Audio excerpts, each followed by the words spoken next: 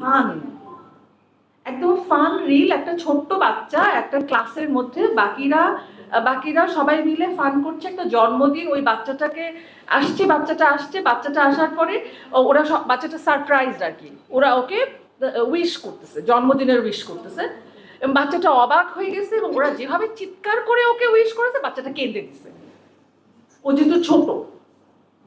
সেখানে আরেকটা বাচ্চা কমেন্ট করেছে, ও মাই গড, দে হ্যাভ রেপড ইট।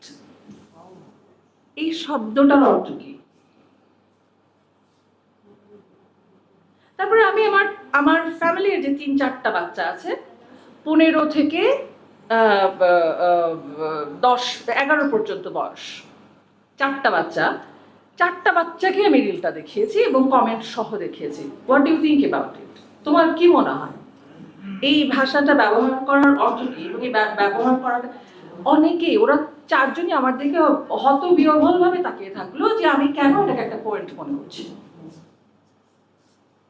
কেন এটা একটা পয়েন্ট, এটা তো একটা মজা, এটা তো কিছু না, এটা তো একটা মজা।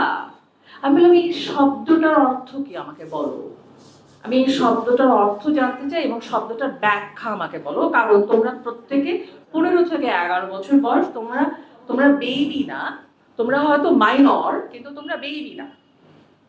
হ্যাঁ, তারপরে আমাকে বলো যে এই শব্দটা ফান হিসেবেও ব্যবহার করা যায় কি যায় না।